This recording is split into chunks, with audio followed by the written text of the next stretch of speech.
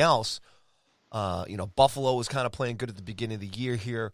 I'm just looking at the team. So, again, maybe, the leadership, the Coach Q, or, 52, 53 games coming up here. In the big picture, watching the struggles of this team, and if you compare them against a lot of the other teams in the league, they're holding their own. And the only thing the Rangers haven't done this year, and it's the only thing they kind of haven't really accomplished out of everything else that they've done this year, showing us the talent.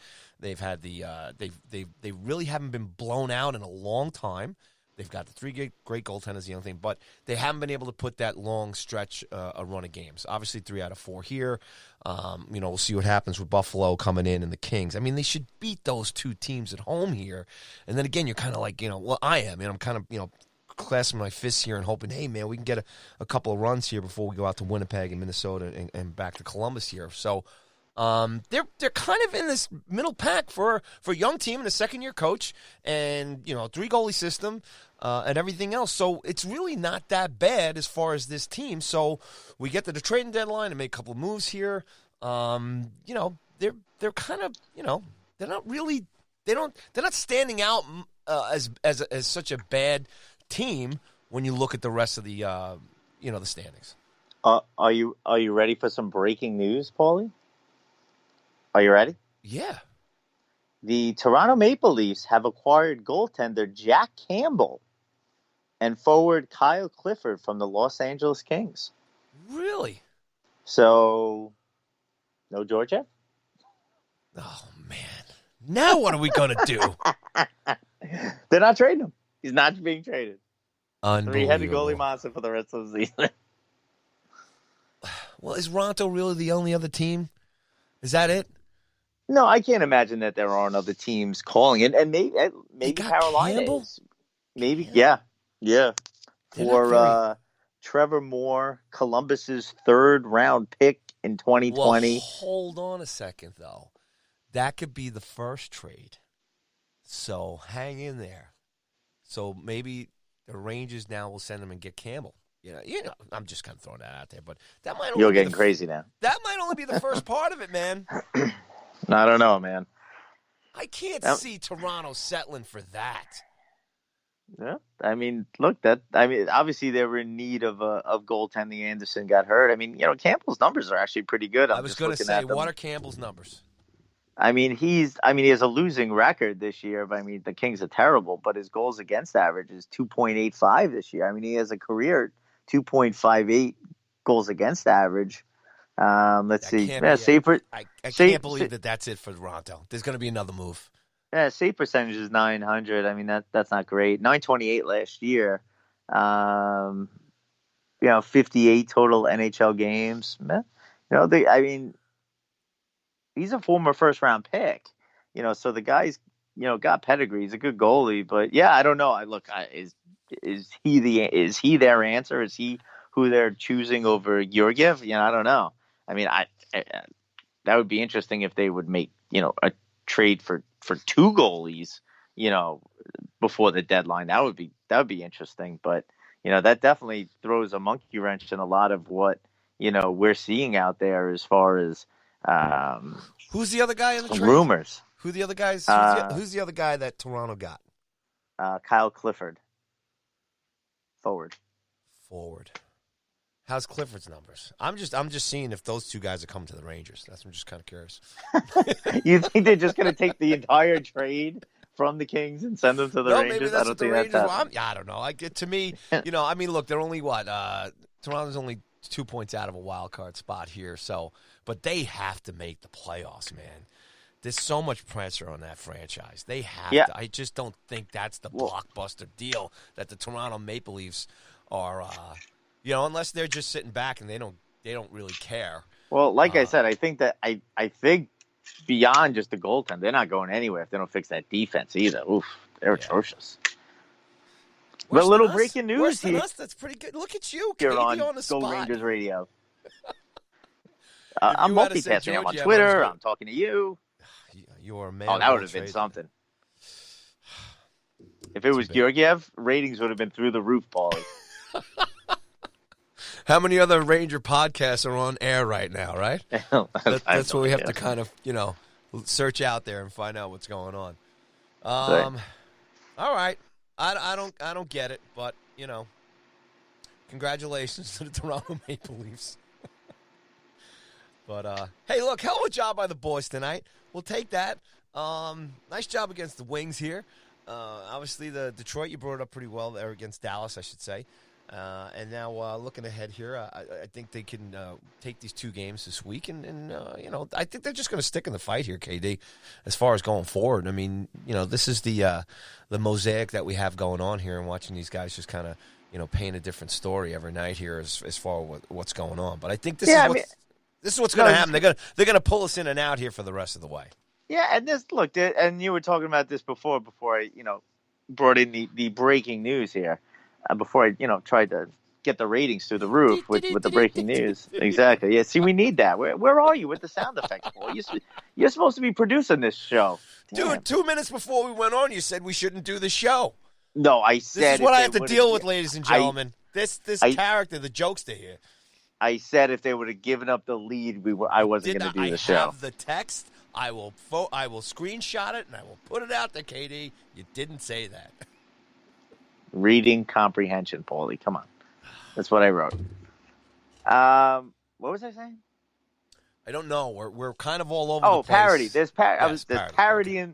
in the league. Yeah, you're right. There's only a few elite teams out there, and because of the parody in the league, sure, the Rangers are going to be hanging around, that sort of playoff line, for the rest of the season, unless they just get rid of everybody at the trade deadline. But, they'll be around. It'll be exciting. They'll get within probably like 5 points at some point, something like that. We'll all get excited. Oh, my God, they're going to go on a run, and it won't happen, and that's fine. But, again, it's not about wins and losses this year, Paulie. How many times have I said that this year? We should have a counter.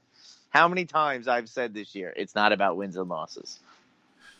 I'll say 37.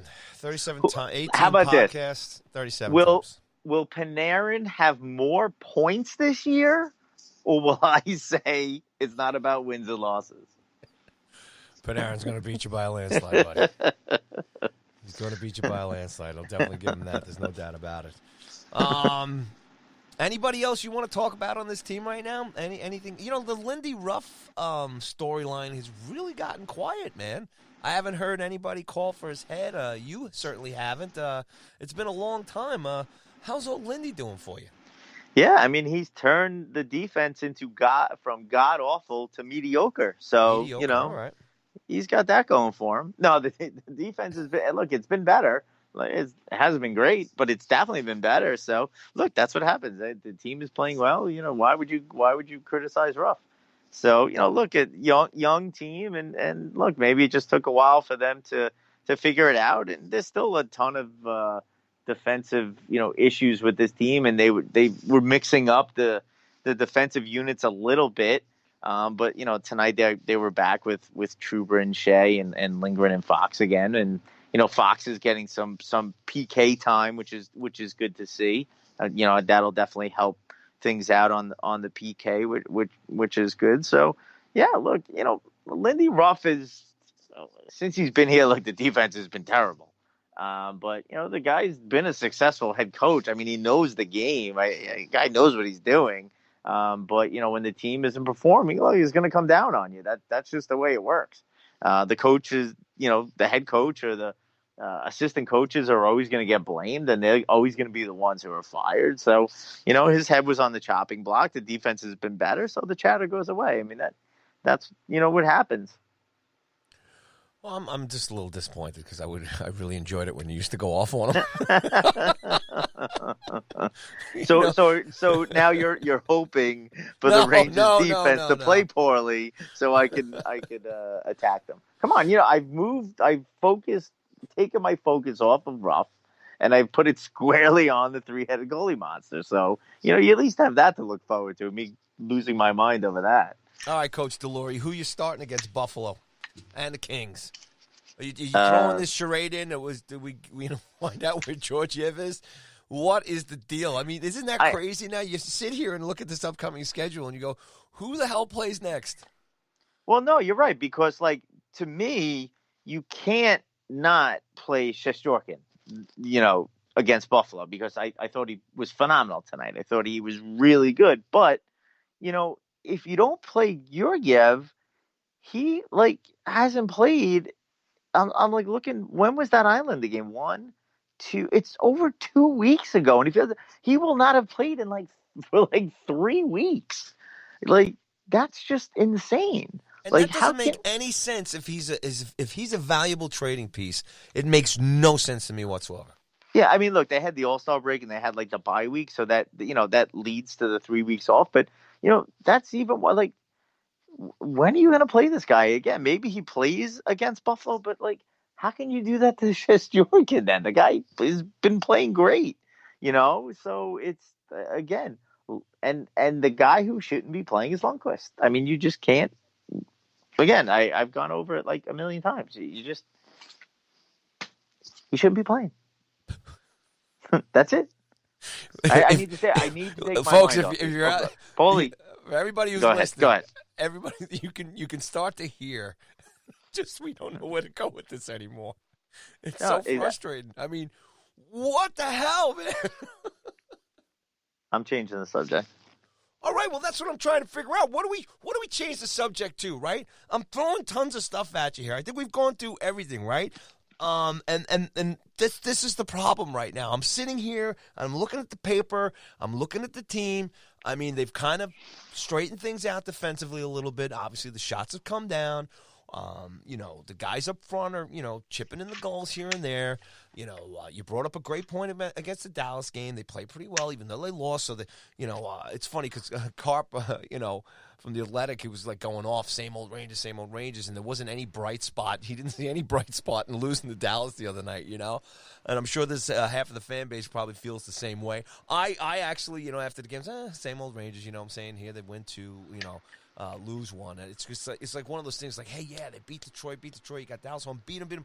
Oh, they lost. Okay. So then we come back here, tonight, and, they played a great game here tonight. There's no doubt about it. Now it's like, okay, let's go again and let's see what happens. And this gets back into the,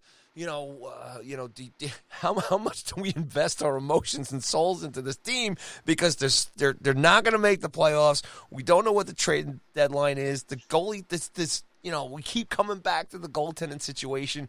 So as far as, what's to talk about, I mean, it's like as fun as everything has been, I think we're getting to a point right now where we're all really sitting back here and we can't wait for the trade deadline because we need pieces to move so we can change the goddamn storyline and stop talking about the goaltending situation and what if and this about Kreider and that about, Strome. And it's like, I'm sitting here and we're talking about it and I'm like going, where else do we go? I don't know, Paulie. Good night, Kevin. I just think that everybody just needs to enjoy the fact. Come on, Paulie, that look, I say this all the time. They're rebuilding. Enjoy it. It could be. We went through it, Paulie. We're a little bit older than maybe some of the people listening. We went through the beginning of that Save era where he was just throwing money at problems, and this is good. This is good stuff. And what's going to happen at the deadline is, it's important, and we're all sort of on edge and on what it's going to be. But this is fun, man. This is what it's all about. This is exciting. We need to move jersey sales. We got to get some new guys in here and some other guys out. I'm excited by all this. I love all this. I love talking about, who they're going to trade or how they're going to trade. I mean, I'm frustrated by the goalie thing, but I enjoy talking about it. It's definitely fun. You know what, Kate? Let's talk about the goalie situation. You know what does get me frustrated, Paulie? I'll tell you what gets me frustrated. I'm listening. Is that, we as a Ranger fan base, and I'm sure this goes on with, I thought you were going to say me and you as a dynamic duo, but okay, go ahead. What's frustrating, Paulie, is that we're not the number one hockey podcast in the U.S. right now. We did get up to 8. We were up to 18 this past week. That's not what we're about. We're not about chart positions, buddy. It's not. I am. I love bragging about that stuff. Are you kidding me? I'm sorry, I interrupted you. It's all about the ego.